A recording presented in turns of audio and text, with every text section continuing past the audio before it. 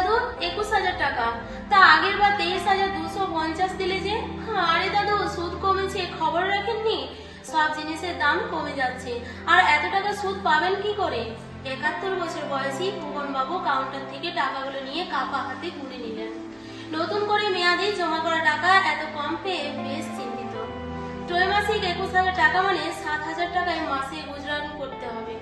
10 লাখ টাকার মেয়াদি জমাই ভুবন বাবু আর তার স্ত্রীর সংসার চলে। বাকি 2 লাখ টাকা রোগভোগের জন্য রাখা। একদা বেসরকারি চাকুরি ভুবন বাবু সারা জীবন দুরূহ সঞ্চয় এই মাত্র 12 লক্ষ টাকা। একমাত্র ছেলে বিদেশে স্থিত আর সংসারী নিজের মতো। দাদু তাড়াতাড়ি করুন, লোক দাঁড়িয়ে আছে পিছনে, আর এরপর এটিএম এ টাকা তুলবেন, নইলে কিন্তু পয়সা কাটবে। কেসিয়ারে তারাই তড়িঘড়ি ব্যাংক থেকে বেরিয়ে এলেন। 71 বছরে ভুবন এটিএম পেটিএম শুনেছেন বটে, তবে ব্যবহারে অক্ষম, কিছুটা ইচ্ছেতে। মাসে 750 টাকা কম কোন খরচাটা ছাড়বেন ভাবতে ভাবতে নেমে যাওয়া চশমাটা টেনে তুললেন। আর তার স্ত্রী কল্যাণীর ওষুধ খরচায় মাসে 3,000 টাকা। বাজার করবেন আজ ভুবন বাবু। কল্যাণীর রক্তাল্পতা, মাছ আর ফল কিনতে পারলে ভালো। মাছ বাজারে বিশেষ আনাগোনা নেই, তবে আসার কথা দাম নাকি কমেছে।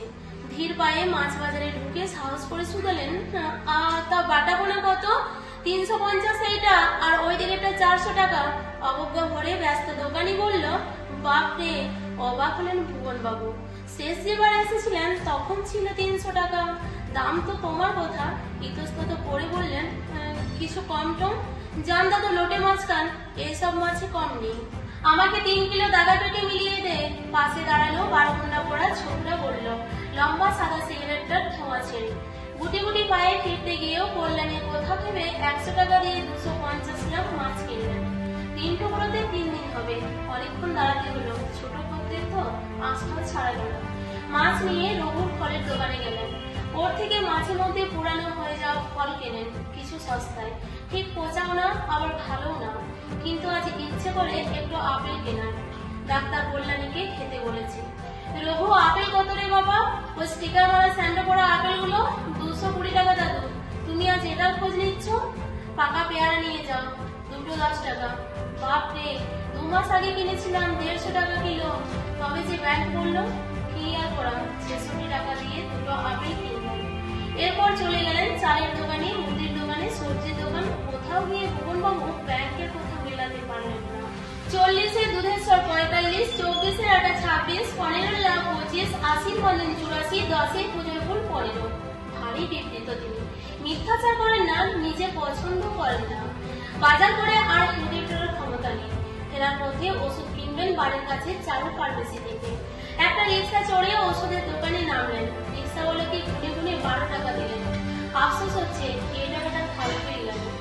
হাতের ব্যথাটা না থাকলে আরো 2 টাকা দাদু গত হপ্তাহ থেকে বেড়েছে। তুমি তো চড়ো না সেরকম, তাই জানো না। তা পারলো যে? সব বাড়ছে তো আমরা কি খাবো? ভারী বিবৃত ভুবন বাবু। মাথা নাড়তে নাড়তে আরো 2 টাকা দিলেন। এই 14 টাকায় 150 গ্রাম ডাল হয়ে যেত। চারুর দোকানে ঢুকে বিষণ্ণ চিত্তে বললেন, বাবা ওষুধগুলো দে তো। এই নাও দাদু, তোমার আর দিদার আলাদা প্যাকেটে 3,300 টাকা। ভারী চোখ তুললেন ভুবন বাবু। 3,000 ছিল তো গত মাসে। ডিসকাউন্ট বন্ধ দাদু, জিএসটির জন্য ওষুধ পাচ্ছে ওই অনেক। মাসিক 300 টাকা অতিরিক্ত খরচায় বেজায় বিপন্ন হতে হবে তাকে। ব্যথিত চিন্তিত তিনি পা বাড়ালেন রাস্তা বেরোতে। আরে দাদু দেখে রাস্তা বেরো।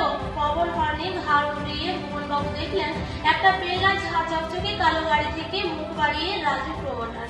সানগ্লাসটা চোখ থেকে নামিয়ে এক চাপড়া লাল থুতু রাস্তায় ফেলে বলল, বিএমডাব্লিউ ব্রেক বলে বেঁচে গেলে দাদু, নইলে পটল। ভুল হয়ে গেছে বাবা, সত্যি সত্যি ভালো গাড়ি। হাসা দাদু, 2 লাখ টাকা দাম কমিয়েছে বলে নামিয়ে ফেললাম। এবার ফটো তো রাস্তা থেকে। ভুবন বাবু একটু অবাক হয়ে তড়িঘড়ি রাস্তায় বেরোলেন।